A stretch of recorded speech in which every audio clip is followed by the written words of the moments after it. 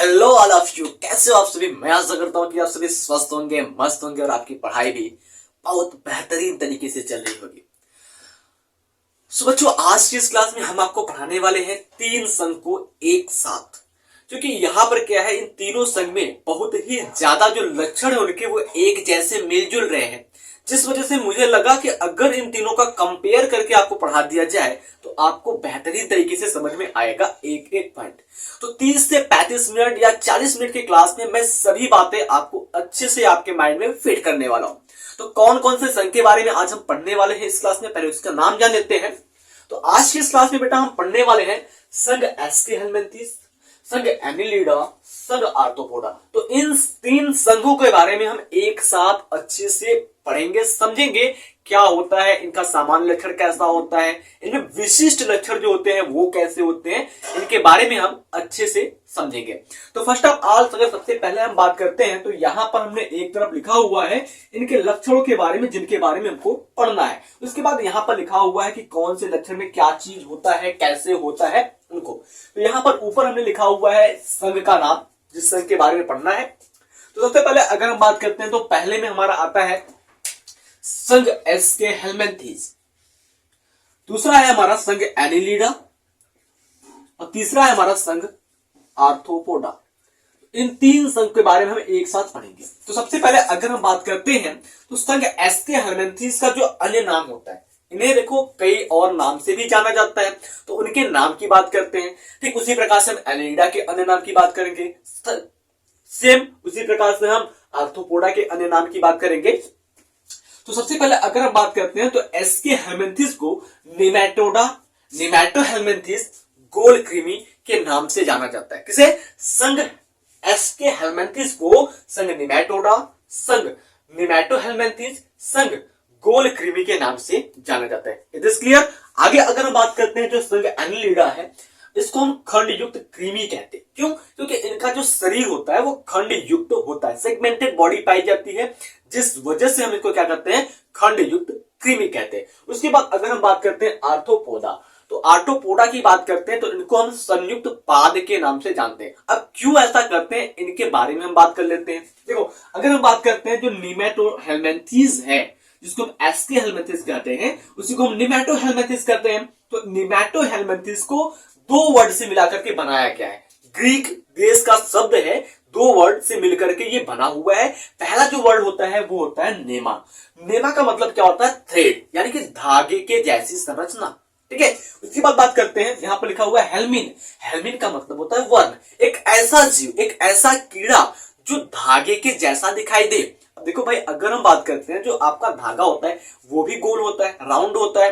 ठीक उसी प्रकार से उस आधार पर हमने इसको क्या किया, थ्रेड वर्म इसको भी कहते हैं, और इसी को हम राउंड वर्म के नाम से जानते हैं। Is this clear. आगे अगर हम बात करते हैं तो एनिलिडा को हमें कैसे पहचानना है कि एनिलिडा को हम क्यों कहते हैं खंड युक्त। अब देखो अगर हम बात करते हैं एनिलिडा संघ की, तो एनिलिडा जो है वो 2 शब्द से मिलकर के बना हुआ है।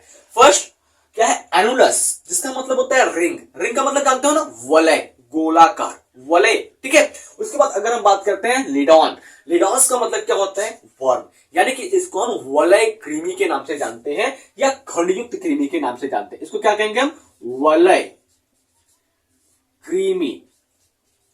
इतनी बातें समझ में आई? इसको हम क्या कहेंगे? वलय कृमि। समझ में आया? आगे अगर हम बात करते हैं तो इसको हम क्या कहेंगे? इसको हम कहेंगे सूत्रकृमि। क्या कहेंगे? सूत्रकृमि, सूत्रकृमि। Is this clear. आगे अगर हम बात करते हैं आर्थ्रोपोडा, तो आर्थ्रोपोडा में नाम आर्थ्रोपोडा या संयुक्त पाद कैसे पड़ा इसकी बात जानते हैं। देखो आर्थ्रोपोडा जो है, जिस प्रकार से ये हमारा एस्के हेलमिंथेस यानी कि निमेटोहेलमिंथेस, एनिलिडा 2 वर्ड से मिलकर के बना हुआ है, ठीक उसी प्रकार से जो आर्थ्रोपोडा है वो आर्थ्रोपोडा भी 2 वर्ड से मिलकर के बना हुआ है। पहला वर्ड जो है वो है आर्थन, जिसका मतलब होता है ज्वाइंट, यानी कि जोड़। ठीक है। जब आपस में हम 2 चीजों को जोड़ते हैं तो वो संयुक्त होते हैं ना, संयुक्त होकर के एक चीज बन जाते हैं। ठीक उसी मतलब क्या होता है? आर्थोन का मतलब होता है ज्वाइंट, यानी कि जोड़। उसके बाद अगर हम बात करते हैं पोडोस, तो पोडोस का मतलब होता है फुट, यानी कि पैर। तो आर्थ्रोपोडा के जितने भी जीव जंतु होते हैं उन सभी में क्या होता है, जो पैर होता है उनका वो क्या होता है? जोड़ युक्त होता है। क्या होता है, जोड़ युक्त, एक के बाद एक इसमें खंड जुड़ते हैं, उसके बाद क्या होता है, संयुक्त पैर का निर्माण हो जाता है। It is clear. आगे अगर हम बात करते हैं एक स्पेशल कैरेक्टर की यहाँ पर, तो इसका आवास, यानी कि अगर हम बात करते हैं जैसे हम लोग हैं तो हमको रहने के लिए घर चाहिए, हमारा भी कहीं किसी गांव में घर होगा, ठीक उसी प्रकार से ये जो हमारे एस्के हेलमिंथेस हैं, जिसको हम निमेटोडा कहते हैं, ये कहां पर रहते हैं, आपके खंड युक्त कृमि यानी कि एनिलिडस जो होते हैं वो कहां पर रहते हैं, जो आपके आर्थ्रोपोडा होते हैं वो कहां पर रहते हैं, इनके आवास की अगर हम बात करते हैं तो देखिए, अगर हम बात करते हैं जो एस्के हेलमिंथेस का आवास होता है वो क्या होता है, अधिकांश जलीय तथा नम मिट्टी के वासी होते हैं। यानी कि अगर हम बात करते हैं एस्के हेलमिंथेस के जो जीव होते हैं वो सबसे ज्यादा मात्रा में पाए जाते हैं जल के अंदर, यानी कि पानी के अंदर पाए जाते हैं, और कुछ उसमें से जो संख्या होती है वो क्या होते हैं, मिट्टी, किस प्रकार की मिट्टी, गीली मिट्टी में पाए जाते हैं। आगे अगर हम बात करते हैं तो इसी में कुछ जीव जो होते हैं वो स्वतंत्र जीवी होते हैं, यानी कि स्वतंत्र रूप से अपना जीवन यापन करते हैं। लेकिन अगर हम बात करते हैं तो इसी संघ के अंदर कुछ जीव ऐसे भी होते हैं जो जंतुओं के ऊपर या पौधों के ऊपर परजीवी होते हैं, उनके ऊपर आश्रित रहते हैं, उनसे अपना भोजन लेते हैं। तो अगर उदाहरण की बात करते हैं परजीवी एस्के हेलमिंथेस के, तो यहां पर आता है एस्कैरिस। तो एस्कैरिस क्या है भाई, आंत का परजीवी है, तो ये क्या होता है, परजीवी होता है। आगे अगर हम बात करते हैं एनिलिडा संघ की, तो एनिलिडा संघ में क्या होता है, अब ये जो एनिलिडा संघ के जंतु होते हैं इनका आवास कहां पर होता है, ये कहां पर पाए जाते हैं, इसकी बात करते हैं। देखिए, जो एनिलिडा संघ के जंतु होते हैं ये स्वच्छ जल, समुद्र जल तथा नम मिट्टी में पाए जाते हैं। यानी कि अगर हम बात करते हैं ये आपके स्वच्छ जल यानी कि तालाब का जो पानी होता है, गड्ढे का जो पानी होता है वहां पर भी पाए जाते हैं, साथ ही साथ जो नम मिट्टी होती है, गीली मिट्टी, वहां पर भी पाए जाते हैं। और दूसरी बात, अगर इनके एक और स्थान की बात करते हैं जहां पर भी पाए जाते हैं,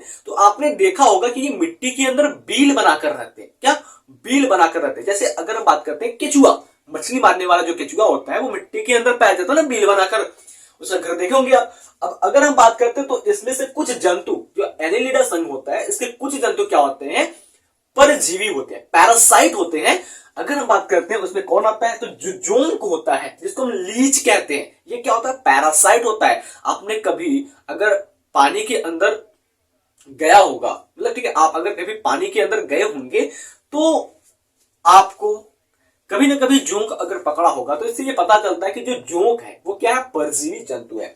उसके बाद अगर हम बात करते हैं संघ आर्थ्रोपोडा की, तो आर्थ्रोपोडा कहां पर रहता है, आर्थ्रोपोडा का घर कहां है, तो भैया ये जो होते हैं सभी जगहों पर पाए जाते हैं, अर्थात ये खुले वातावरण में पाए जाते हैं, जल में पाए जाते हैं, मिट्टी पर पाए जाते हैं, यानी कि जल, स्थल, वायु, ये तीनों जगहों पर पाए जाते हैं। जल में भी पाए जाते हैं, स्थल पर भी पाए जाते हैं और वायु में भी पाए जाते हैं। ठीक है, तो अभी आगे जब चलेंगे तो आपको पता चलेगा कि कौन सा जो जीव होता है वो वायु में पाया जाता है। जैसे अगर हम बात करते हैं जो आपकी तितलियां होती हैं, ठीक है, वो क्या होते हैं, वायु में पाए जाते हैं। ठीक, आर्थ्रोपोडा की अगर हम बात करते हैं, जो बिच्छू होता है वो पाया जाता है, आपका बिच्छू जो होता है वो पाया जाता है आपकी जमीन के अंदर, सॉरी जमीन के ऊपर पाया जाता है। ठीक है, उसके बाद अगर हम बात करते हैं तो इसकी कुछ जातियां जो होती है वो क्या होती है, पादप तथा जंतुओं के शरीर में परजीवी होती है, यानी कि ये पादप के ऊपर भी रह करके अपना भोजन लेती हैं और हमारे आपके शरीर के ऊपर भी रह करके अपना भोजन लेती है। इतनी बातें समझ में आई।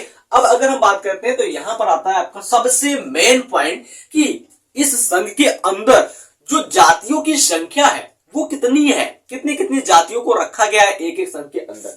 तो अगर हम बात करते हैं एस्के हेलमिंथेस संघ के अंदर जो जातियों की संख्या है वो कितनी है, लगभग 15,000 जातियां आती है।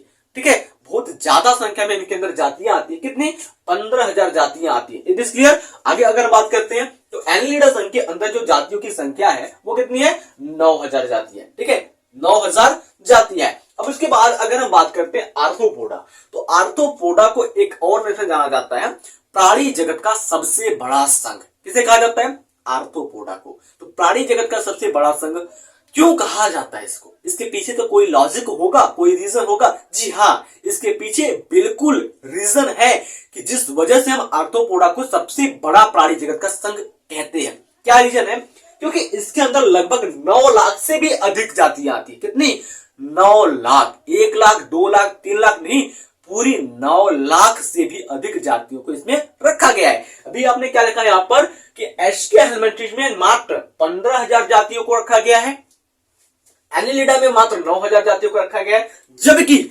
आर्थ्रोपोडा में अगर हम बात करेंगे तो आर्थ्रोपोडा में 9 लाख से भी अधिक जातियों को रखा गया है, जिस वजह से इसको हम प्राणी जगत का सबसे बड़ा संघ कहते हैं। आगे अगर हम बात करते हैं इसके सामान्य लक्षण में क्या आ जाता है आपका, तो इसके शरीर का संगठन कैसा होता है, यानी कि अगर हम बात करते हैं इसमें जो शरीर का बनावट होता है वो किस रूप का होता है, किस स्तर का संगठन पाया जाता है। अगर हम बात करते हैं तो संगठन के आधार पर हम जीवों को अकोशिकीय, कोशिकीय, ऊतक स्तर, अंग स्तर और अंग तंत्र स्तर पर बांटते हैं, जो कि हमने वर्गीकरण के आधार में आपको पढ़ाया था। ठीक उसी प्रकार से अगर हम बच्चा बात करते हैं तो एस्के हेलमिंथेस के जो जंतु हैं, जिसको हम गोल कृमि या सूत्र कृमि के नाम से जानते हैं, इनके शरीर का संगठन कैसा है, तो इनके शरीर का जो संगठन है वो अंग तंत्र स्तर का है। अर्थात अगर हम कहें तो इनमें जीवन यापन करने के लिए, जीवन की विभिन्न क्रियाओं को करने के लिए अलग अलग प्रकार के अंग तंत्र पाए जाते हैं। जैसे अगर हम बात करते हैं तो यहाँ पर श्वसन के लिए श्वसन तंत्र पाए जाते हैं, उत्सर्जन के लिए उत्सर्जन तंत्र पाए जाते हैं, पाचन क्रिया करने के लिए पाचन तंत्र पाए जाते हैं। अब यहां से आपको पता चलेगा कि संघ एस्के हेलमिंथेस, एनिलिडा और आर्थ्रोपोडा तीनों में जो शरीर का संगठन स्तर है, शरीर की बनावट है, वो सब में एक जैसी है। देखो अगर हम बात करते हैं तो यहां पर जो संगठन स्तर है एस्के हेलमिंथेस में तो अंग तंत्र स्तर का है, एनिलिडा में क्या है, अंग तंत्र स्तर का है, आर्थ्रोपोडा में क्या है, अंग तंत्र स्तर का है। इसी रीजन की वजह से मैं ये तीनों पॉइंट को एक साथ, तीनों संघ को एक साथ लेकर चल रहा हूं, ताकि आप कंपैरिजन करते चले, एक दूसरे का तुलना करते चले और आपको अच्छे से समझ में भी आ जाए। Is this clear?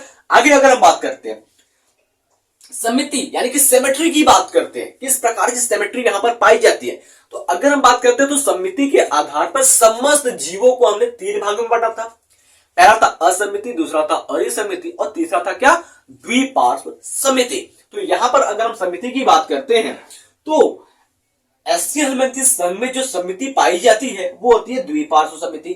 यानी कि अगर हम बात करते हैं यहां पर जितने भी अंग होते हैं वो क्या होते हैं, जोड़े में पाए जाते हैं, पेयर में पाए जाते हैं। यानी कि इनको टॉप टू बॉटम ऐसे काटे, ऊपर से नीचे तक काटे तो अधिकतर जो अंग होंगे वो 2 बराबर भागों में बंट जाएंगे। इसलिए एनिलिडा की बात करते हैं तो एनिलिडा में भी क्या पाई जाती है, द्विपार्श्व समिति पाई जाती है। ठीक उसी प्रकार से आर्थ्रोपोडा की बात करते हैं तो आर्थ्रोपोडा में क्या पाई जाती है, द्विपार्श्व समिति पाई जाती है। एक बार आप इस डायग्राम को देखिए जो हमने आपको फिगर लगा रखा है ना, वहां पर देखिए कि अगर हम बात करते हैं जो एस्के हेलमिंथेस संघ के जीव है उसको हमने पहले नंबर पर लगा रखा है द्विपार्श्व समिति के आधार पर, एनिलिडा को हमने दूसरे नंबर पर लगा रखा है, उसको देखिए। फिर उसके बाद आर्थ्रोपोडा को हमने तीसरे नंबर पर लगा रखा है। तो इस प्रकार से अगर आप देखने चाहेंगे तो वहां पर जो समिति है वो आपको बताया जा रहा है। ठीक है, तो मैं कहूंगा आपको कि फटाक से आप इन पॉइंट को नोट कर लीजिए ताकि मैं आगे की पॉइंट को आपको आसानी से और भी बेहतरीन तरीके से समझा सकूं, ताकि आपके दिमाग में एक एक पॉइंट क्या हो जाए, बैठ जाए और आप भूल नहीं पाओगे। चलिए बच्चों आगे की पॉइंट को हम समझते हैं। आगे की पॉइंट में अगर मैं आपको बताऊं तो यहां पर पढ़ेंगे हम जन्म स्तर की संख्या को। तो जन्म स्तर की संख्या यानी कि अगर हम बात करते हैं जन्म स्तर की संख्या के आधार पर सभी जीवों को हमने 2 भागों में बांटा था। किसमें किसमें, पहला द्विकोरकी जिसमें 2 जन्म स्तर पाए जाए यानी कि बाह्य जन्म स्तर और अंतः जन्म स्तर पाया जाए। मध्य जन्म स्तर नहीं पाया जाता है, मध्य जन्म स्तर के स्थान पर मीजोग्लिया नाम की एक संरचना पाई जाती है। तो मीजोग्लिया का काम क्या होता है, बाह्य जन्म स्तर और अंतः जन्म स्तर को अलग करना। इतनी बातें समझ में आई। और त्रिकोरक की बात करते हैं यानी कि 3 जन्म स्तर, यहां पर बाह्य, मध्य और अंतः 3 प्रकार के जन्म स्तर पाए जाते हैं। समझ में आया? तो देखो आगे बात करते हैं एस्के हेलमिंथेस त्रिकोरकी होता है, यानी कि यहां पर क्या होता है, बाह्य जन्म स्तर, मध्य जन्म स्तर और अंतः जन्म स्तर तीनों पाए जाते हैं। ठीक उसी प्रकार से एनिलिडा भी त्रिकोरक होते हैं, यहां पर भी 3 जन्म स्तर पाए जाते हैं। आर्थ्रोपोडा क्या होते हैं, त्रिकोरक होते हैं, तो यहां पर भी 3 जन्म स्तर पाए जाते हैं। इतना क्लियर हुआ।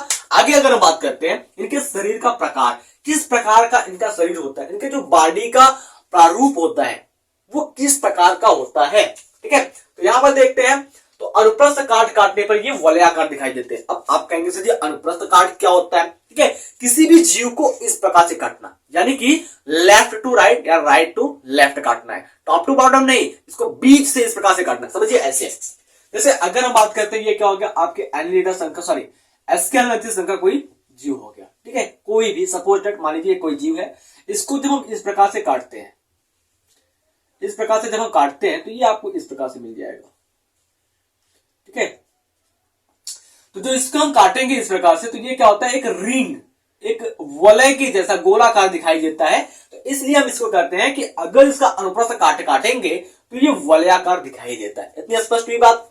आगे अगर हम बात करते हैं एनेलिडा में किस प्रकार का शरीर पाया जाता है या शरीर का प्रारूप कैसा होता है, तो देखो एनेलिडा के क्या होता है, नलिका के अंदर नलिका पाया जाता है। नलिका के अंदर नलिका का मतलब क्या हो गया भाई, यहां पर देखो क्या होता है, इसका शरीर होता है, ठीक है। इस प्रकार से अगर हम बात करते हैं एनेलिडा संघ का एक शरीर हो गया, ठीक है। क्या हो गया, ये शरीर हो गया एनेलिडा का। अब क्या होता है, इसमें क्या लिखा हुआ है, इसके शरीर में नलिकाकार आहार नाल पाया जाता है। तो यहां पर देख लो भाई, ये इसका आहार नाल हो गया।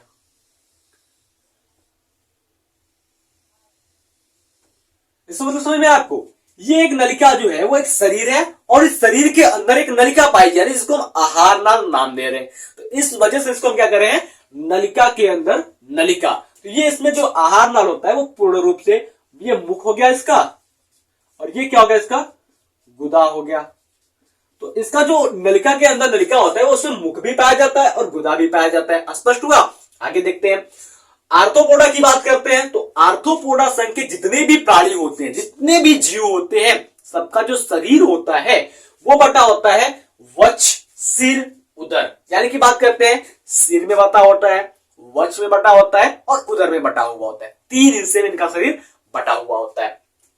आगे अगर बात करते हैं तो देह भित्ति किस प्रकार की पाई जाती है, यहां पर बॉडी वॉल जो होती है वो किस प्रकार की पाई जाती है, तीनों संघ की बात करते हैं।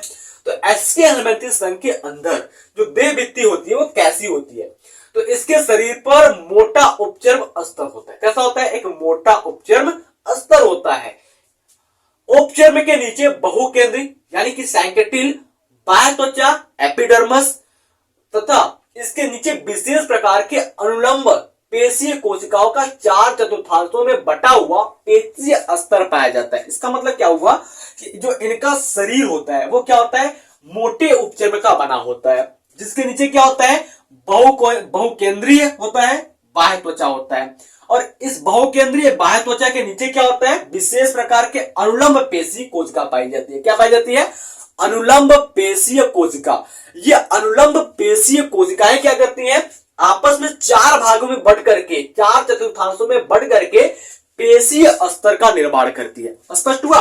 कौन पेशीय अस्तर का निर्माण करता है, जो अनुलंब पेशीय कोशिका होती है ये क्या करती है, पेशीय अस्तर का निर्माण करती है। इतना स्पष्ट हुआ। आगे अगर हम बात करते हैं, देखो तो एनेलिडा संघ की बात करते हैं। तो एनेलिडा संघ में जो देह भित्ति होती है कैसी होती है, इनकी देह भित्ति पतली तथा नम उपचर्म यानी कि क्यूटिकल की बात करते हैं। अगर हम बात करते हैं, आपने जोंक देखा होगा, केचुआ देखा होगा, तो उनके त्वचा पर कभी भी आपने रूखापन नहीं देखा होगा। इनका त्वचा जब भी देखा होगा आपने गीला देखा होगा, तो इसको हम कहते हैं ये नम त्वचा पाए जाते हैं। यानी कि क्यूटिकल की जो लेयर होती है वो कैसी होती है, नम होती है। एकल बाह्य त्वचा यानी कि इसमें एक बाह्य त्वचा तथा अनुदैर्ध्य पेशी पाई जाती है। लॉन्गिट्यूडनल मसल्स पाए जाते हैं, लंबे लंबे पेशियां पाई जाती हैं, से मिलकर के बना होता है। बात समझ में आ? आगे अगर हम बात करते हैं, आर्थ्रोपोडा में जो शरीर का देह भित्ति होता है वह कैसा होता है, शरीर के चारों ओर मोटी व काइटिन युक्त उपचर्म, जिसको हम क्यूटिकल के नाम से जानते हैं, का बाह्य कंकाल होता है। यानी कि अगर हम बात करते हैं आर्थ्रोपोडा संघ के जितने भी जीव होते हैं, इनके शरीर के अंदर जो कंकाल होता है वह शरीर के बाहर उपस्थित होता है और वो किसका बना होता है, मोटे क्यूटिकल लेयर का बना होता है, मोटे क्यूटिकल का बना होता है। अब अगर हम बात करते हैं ये जो क्यूटिकल होता है भाई, वो क्यूटिकल किस चीज का बना होता है, क्यूटिकल तो भाई केमिकल का पदार्थ है ना, वो किस चीज का बना होता है, तो इनका जो क्यूटिकल होता है वो पॉलीसैकेराइड और प्रोटीन से मिलकर के बना होता है। अब अगर हम बात करते हैं क्यूटिकल के बारे में, एक विशेष लक्षण मैं आपको बताऊं जो आर्थ्रोपोडा को क्या करता है, सॉरी अगर हम बात करते हैं तो यहां पर काइटिन युक्त क्यूटिकल पाया जाता है। ठीक है, कैसा पाया जाता है, काइटिन युक्त क्यूटिकल पाया जाता है। अब ये जो काइटिन युक्त क्यूटिकल होता है वो क्या करता है, इनके शरीर के अंदर पानी प्रवेश करने से रोकता है। साथ ही साथ क्या करता है, आर्थ्रोपोडा के जंतुओं में ये रहने के लिए विशेष प्रकार के वातावरण प्रदान करवाता है। ठीक है, मतलब कि इनमें किसी भी वातावरण में रहने की जो क्षमता होती है वो काइटिन युक्त क्यूटिकल के वजह से ही होती है। स्पष्ट हुआ बातें? चलो आगे अगर हम बात करते हैं तो क्या इसमें देहगुहा पाई जाती है, यानी कि बॉडी सिलोम की बात करते हैं।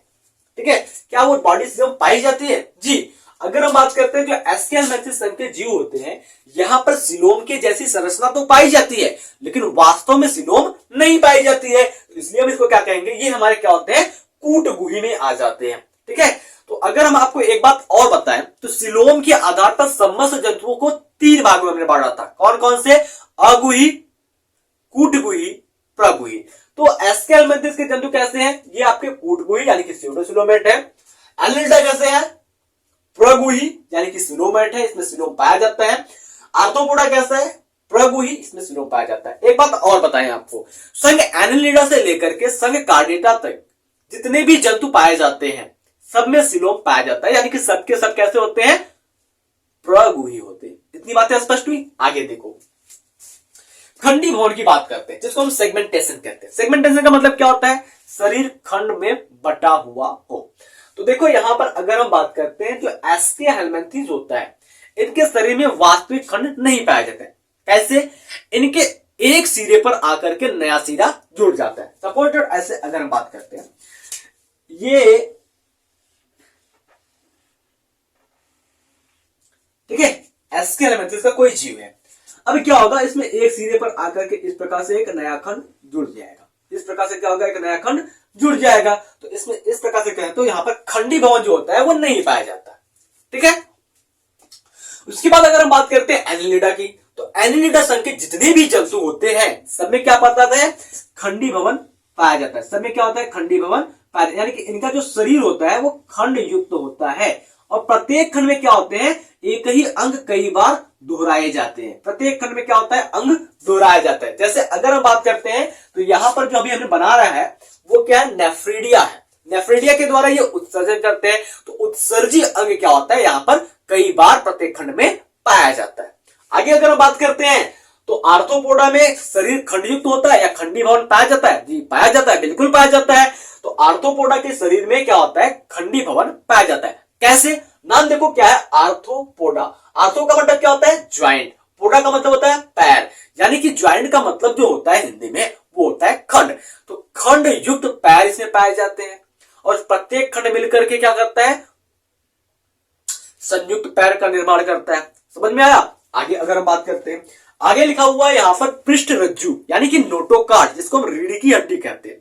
तो अभी हमने आकर बात करते हैं तो पहला क्लास जब हम आपको वर्गीकरण का आधार पढ़ा रहे थे तो वहां पर आपको पढ़ाया था संघ पोरीफेरा से लेकर के संघ हेमिकार्डेटा के जितने भी जंतु होते हैं किसी में भी रीढ़ की हड्डी यानी कि पृष्ठ रज्जु, जिसको नोटोकार्ड कहते हैं, ये नहीं पाए जाते हैं। तो इस रूप से अगर हम कहें जिसमें नोटोकार्ड नहीं पाया जाता है वो कैसे हो जाएंगे? नॉन कार्डेटा यानी कि अरज्जुकी या अकशेरुकी कहलाएंगे। तो एस्केलमेंथिस के जितने भी जंतु होते हैं उसमें पृष्ठ रज्जु नहीं पाया जाता है। ठीक उसी प्रकार से एनिलिडा संघ के जितने भी जंतु होते हैं वहां पर पृष्ठ रज्जु नहीं पाया जाता है। आर्थ्रोपोडा के जितने भी जंतु होते हैं वहां पर भी पृष्ठ रज्जु नहीं पाया जाता है। तो मैं आशा करता हूं कि इतनी बातें आपको एकदम अच्छे से समझ में आई होगी। तो फटाक से आप इन पॉइंट को नोट कर लीजिए। और हाँ, मैं आपके लिए क्या करूंगा, प्रत्येक संघ यानी कि एस्केलमेंथिस, एनिलिडा, आर्थ्रोपोडा, इन तीनों संघ का सेपरेट पीडीएफ करके नोट्स का आपको डिस्क्रिप्शन बॉक्स में दे दूंगा। तो आप क्या करेंगे, वहां से अच्छे तरीके से प्रॉपर ढंग से एक नोट्स बना लेंगे जो आपको आगे चल करके एग्जाम के समय या किसी कंपटीशन के समय बहुत सारा मदद करेगा। ठीक है बच्चों, अगर हम आगे की पॉइंट की बात करते हैं यानी कि यहाँ पर अब हम पढ़ेंगे विशिष्ट लक्षण के बारे में। इनका विशेष लक्षण जो होता है वो कैसा होता है।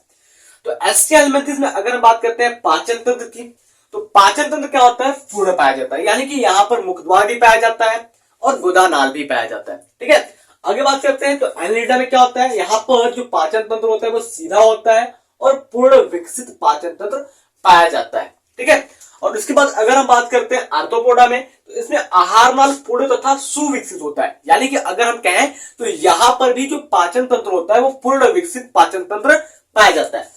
ठीक, उसके बाद अगर हम बात करते हैं कि इनमें श्वसन कैसे होते हैं, जैसे हम लोग सांस लेते हैं ना फेफड़ों के द्वारा, श्वसन मार्ग क्या होता है? नासा क्षेत्र, नासा कपाट, ग्रसनी, ठीक है, ठीक है, नासाचित, नासाकपाल, ग्रसनी, उसके बाद स्वास्थ्य नली, फिर फेफड़ा आ जाता है। ठीक, उसी प्रकार से अगर हम बात करते हैं तो यहां पर श्वसन कैसे होते हैं, तो एस्के हेलमिंथिस के जो जीव होते हैं वो श्वसन करते हैं अपने चमड़े के द्वारा, यानी कि शरीर के सतह से श्वसन करते हैं, वो भी कैसे, विसरण प्रक्रिया के द्वारा, विसरण के द्वारा, डिफ्यूजन मेथड के करते हैं। एनिलिडा की बात करते हैं तो एनिलिडा में जो श्वसन होता है वो सामान्यतः त्वचा के द्वारा होता है, लेकिन इसका कुछ ऐसे भी जंतु पाए जाते हैं एनिलिडा संघ में जो श्वसन गलफड़ों के द्वारा यानी कि क्लोम गिल्स के द्वारा करते हैं। जैसे अगर हम बात करते हैं टेरेबेला, टेरेबेला एक ऐसा जीव है जिसमें श्वसन गलफड़ों के द्वारा होता है। बात समझ में आई।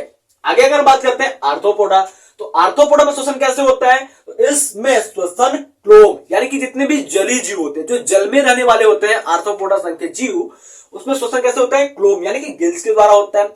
जो वायु में रहते हैं यानी कि स्थल पर रहते हैं, वायु में जो रहते हैं उनमें श्वसन कैसे होता है, तो उनमें श्वसन होता है ट्रैकिया यानी कि वायु नाल के द्वारा होता है। उसके बाद अगर हम बात करते हैं जो बचते हैं उनमें जो श्वसन होता है वो त्वचा के द्वारा विसरण प्रक्रिया से होता है, यानी कि डिफ्यूजन मेथड से होता है। आगे अगर हम बात करते हैं तो जनन कैसा पाया जाता है। अब देखो जनन की बात करते हैं तो जितने भी सजीव होते हैं उनका प्रमुख लक्षण क्या होता है, जनन होता है। तो अगर हम बात करते हैं क्या एस्के हेलमिंथिस में किस प्रकार का जनन पाया जाता है, मुख्यतः जो जनन होता है वो लैंगिक, अलैंगिक और कायिक होता है। तो क्या एस्के हेलमिंथिस के जो जीव होते हैं उसमें जनन किस प्रकार का पाया जाता है, फिर एनिलिडा में किस प्रकार का पाया जाता है, आर्थ्रोपोडा में किस प्रकार का पाया जाता है। तो जनन जो होता है एस्के हेलमिंथिस में, वो देखो अगर हम यहां पर थोड़ी सी बातें आपको एक्स्ट्रा बताएं तो इसमें जो जीव होते हैं वो एकलिंगी होते हैं, यानी कि नर और मादा अलग अलग होते हैं। और दूसरी विशेष पॉइंट क्या है, विशेष बात यह है कि जो नर का शरीर होता है वो मादा के शरीर से छोटा होता है। क्या होता है, नर का शरीर क्या होता है, मादा के शरीर से छोटा होता है। और इसमें जो जनन होता है वो लैंगिक जनन यानी कि सेक्सुअल रिप्रोडक्शन पाया जाता है। और निषेचन कहां होता है, शरीर के अंदर होता है, यानी कि अंतः निषेचन पाया जाता है। इतनी बातें क्लियर हुई। आगे देखो एनिलिडा की बात करते हैं तो एनिलिडा एक लिंगी होते हैं जिसमें नेरिस आता है, और उभय लिंगी की बात करते हैं तो फर्टिमा, नेरिस, फर्टिमा, ये दो अलग अलग जीव हैं। और एनिलिडा संघ के सबसे प्रसिद्ध और विख्यात उदाहरणों में से एक है नेरिस फर्टिमा। नेरिस फर्टिमा की बात करते हैं तो नेरिस जो होता है वो एक लिंगी होता है, यानी कि नर और मादा अलग अलग होते हैं। फर्टिमा में नर मादा दोनों एक ही में होते हैं। लेकिन यहां पर अगर लैंगिक जनन की बात, सॉरी यहां पर अगर जनन की बात करते हैं तो यहां पर जनन क्या होता है, लैंगिक होता है। और निषेचन क्या होता है, शरीर के अंदर होता है, मादा के शरीर के अंदर होता है। आगे अगर हम बात करते हैं आर्थ्रोपोडा की, तो आर्थ्रोपोडा क्या होते हैं, एक लिंगी होते हैं, यानी कि जितने भी आर्थ्रोपोडा संघ के जंतु होते हैं सब में मादा अलग शरीर में पाया जाता है, नर अलग शरीर में पाया जाता है। और निषेचन कैसा होता है, तो निषेचन लैंगिक होता है, और सॉरी निषेचन आंतरिक होता है, जनन लैंगिक होता है। इतनी बातें स्पष्ट हुई। आगे अगर हम बात करते हैं, अब निषेचन हो जाएगा तो बच्चा बनेगा, वो बच्चा प्रत्यक्ष रूप से परिवर्धित होता है या अप्रत्यक्ष रूप से परिवर्धित होता है। अगर हम बात करते हैं परिवर्धन की, तो परिवर्तन दो प्रकार के होते हैं, एक प्रत्यक्ष परिवर्धन और दूसरा अप्रत्यक्ष परिवर्धन। प्रत्यक्ष परिवर्धन की बात करते हैं तो क्या होता है, निषेचन के बाद भ्रूण सीधे शिशु अवस्था में आ जाता है। भ्रूण क्या होता है, सीधे शिशु अवस्था में आ जाता है, वो क्या हो जाएगा, प्रत्यक्ष परिवर्धन हो जाएगा। और निषेचन के बाद जो भ्रूण होता है वो लार्वा बनाए, ठीक है, क्या बनाए, लार्वा बनाए, तो क्या हो जाएगा, वो अप्रत्यक्ष परिवर्तन हो जाएगा। तो अगर हम बात करते हैं एस्के हेलमिंथिस में कैसा परिवर्तन होता है, तो यहां पर प्रत्यक्ष और अप्रत्यक्ष दोनों परिवर्तन पाया जाता है। यहां पर यानी कि एनिलिडा की बात करते हो तो एनिलिडा में भी प्रत्यक्ष और अप्रत्यक्ष दोनों परिवर्तन पाया जाता है। आर्थ्रोपोडा की बात करते हैं तो आर्थ्रोपोडा में भी प्रत्यक्ष और अप्रत्यक्ष परिवर्तन पाया जाता है। अब बात यहां पर आती है इसके उदाहरण की। भाई हमने संघ के बारे में पढ़ लिया, उसके सामान्य लक्षण जान लिया, विशिष्ट लक्षण को जान लिया, तो क्या उदाहरण जानने का हक नहीं बनता? जरूर बनता है, आप उदाहरण भी जानिए। अगर हम बात करते हैं एस्के हेलमिंथिस संघ के उदाहरण की, तो एंसाइलोस्टोमा, वुचरेरिया, एस्केरिस इसके प्रमुख उदाहरण हैं। उसके बाद एनिलिडा की बात करते हैं तो नेरिस, फर्टिमा और जोंक, केचुआ क्या इसके प्रमुख उदाहरण है। उसके बाद आर्थ्रोपोडा की बात करते हैं तो आर्थ्रोपोडा में भाई 9 लाख जातियां आती हैं। 9 लाख जातियों में से सभी जातियों का तो उदाहरण आपको याद नहीं हो पाएगा, 2-3 तो आप याद कर लीजिए। जैसे अगर हम बात करते हैं बिच्छू हो गया, केकड़ा हो गया, ठीक है, और क्या हो जाएगा, जो आपके कुछ कीट होते हैं वो आ जाएंगे। ये आर्थ्रोपोडा के उदाहरण होते हैं। मजा आया पढ़ने में? तीनों संघ आपको याद हुआ? अगर अच्छे से समझ में आया है तो आप हमें कमेंट बॉक्स पे करके बताइए सर जी हमको समझ में आया। और हाँ, हमने आपको बताया ना कि आपको नोट्स देंगे। जी हाँ, आपको बिल्कुल मैं आपको नोट्स दूंगा। एसके हेलमेथिस का अलग पीडीएफ बनाकर दूंगा, एनिलिडासन का अलग पीडीएफ बनाकर दूंगा, आर्थोपोडासन का अलग पीडीएफ बनाकर दूंगा, और तीनों पीडीएफ का जो लिंक होगा वो आपको एकदम फ्री यानी कि 0 रुपए में मिलेगा। एकदम फ्री आप कास्ट होगा। आप खुद लिखिए, अपने दोस्तों को दीजिए, क्लास को शेयर कीजिए। मिलते हैं आपसे अगले क्लास में, तब तक के लिए जय हिंद, जय भारत। बने रहिए हमारे साथ बायोलॉजी पढ़ने के लिए। Best of luck.